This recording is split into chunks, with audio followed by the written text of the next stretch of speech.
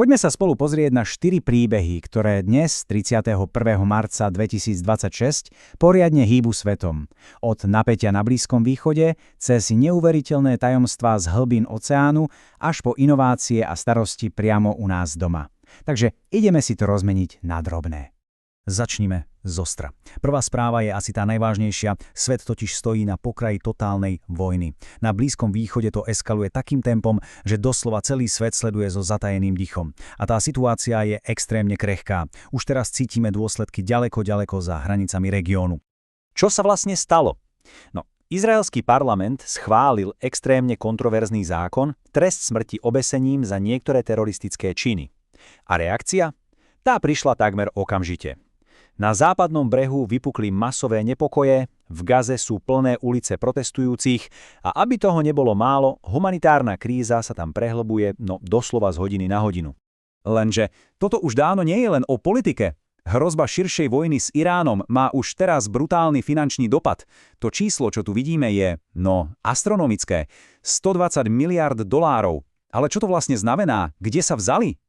No a tuto máme čierne na bielom. Presne toto to znamená. Akciové trhy v Dubaji a Abu Zabi zaprepadli a zrazu zmizlo viac ako 120 miliard dolárov. Proste sa vyparili. Všetko len kvôli strachu z vojny. To je asi ten najlepší dôkaz, ako veľmi je politika prepojená s našimi peňaženkami, či sa nám to páči alebo nie. Dobre, zmeňme tému. Od globálnej krízy ideme k niečomu, čo sa týka asi každého z nás. A to dosť osobne. Položme si takú jednoduchú otázku. Sú súkromné správy ešte stále naozaj súkromné? Prečo sa to pýtame? Lebo Meta, spoločnosť za Instagramom, ohlásila obrovskú zmenu. Od mája 2026 sa menia pravidlá hry pre priame správy na Instagrame. A tá jedna vec, ktorá mala chrániť naše súkromie, zrazu mizne. Len aby bolo jasné, o čo tu vlastne ide. Hovoríme o koncovom šifrovaní. Predstavte si to ako taký digitálny zámok na správach. Zabezpečuje, že obsah vidí len odosielateľ a príjemca. Nikto iný. Ani len samotná Meta. A presne o toto prichádzame. A tu sa dostávame k problému. Prečo to Meta robí? Oficiálne tvrdia, že je to pre našu bezpečnosť. Vraj im to pomôže bojovať proti nelegálnemu obsahu a podobne. Lenže experti na súkromie to vidia úplne inak. Hovoria, že je to obrovský krok späť a že budeme všetci oveľa zraniteľnejší, napríklad voči hackerom alebo nejakému sledovaniu. Dobre, poďme teraz úplne inam. Z digitálneho sveta sa presunieme do brutálnej divočiny Patagónie. Tam sa totiž skrýva tajomstvo, ktoré je rovnako krásne, ako aj, poriadne desivé. Vedci si roky lámali hlavu nad jednou záhadou. Na pobreží Argentíny sa totiž opakovane diala zvláštna vec. Na plážach končili celé skupiny delfínov. Znova a znova. Vyzeralo to úplne, ako by páchali nejakú hromadnú samovraždu. Otázka bola, prečo? Takže, aby na to prišli, rozbehli obrovskú štúdiu. Sledovali viac ako 200 delfínov. Použili na to satelity, drony, proste všetko, čo mali po ruke. A to, čo zistili, tak to nikto nečakal. Takže hlavná otázka stále visela vo vzduchu. Prečo tie delfíni páchajú samovraždu? Je to choroba? Sú zmetené? Alebo čo? Odpoveď bola nie, vôbec nie. Pravda bola omnoho chladnokrvnejšia. Odpoveďou je jediné slovo. Kosatky. Tá štúdia totiž odhalila niečo neuveriteľné. To nebola žiadna samovražda. Bola to geniálna, aj keď brutálna, lovecká stratégia.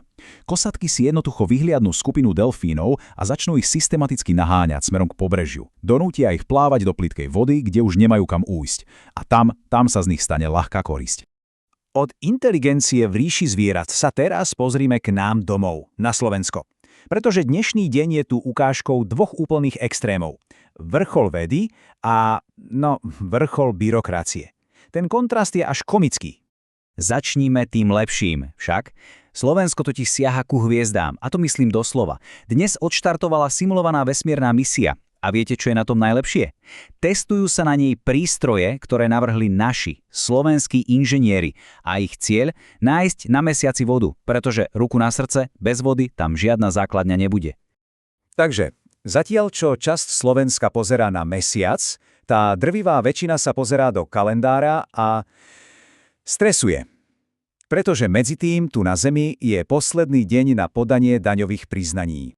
A ako sa s týmto každoročným stresom vyrovnávame? po slovensky. Finančná správa má call centra otvorené až do polnoci. A v Bratislave a Košiciach vymysleli niečo extra – mobilné kancelárie. A áno, dobre počujete, dá sa prísť autom a podať daňové priznanie rovno z okienka. Proste drive-in na dane. To nevymyslíš. A to je na dnes všetko. Ale vráťme sa ešte na chvíľu k tomu Instagramu, pretože to sa týka asi každého z nás. A na záver tu mám otázku, nad ktorou sa oplatí zamyslieť. Oplatí sa vymeniť súkromie na sociálnych sieťach za prísľub vyššej bezpečnosti? Dajte vedieť do komentárov, čo si myslíte o tomto kroku Mety.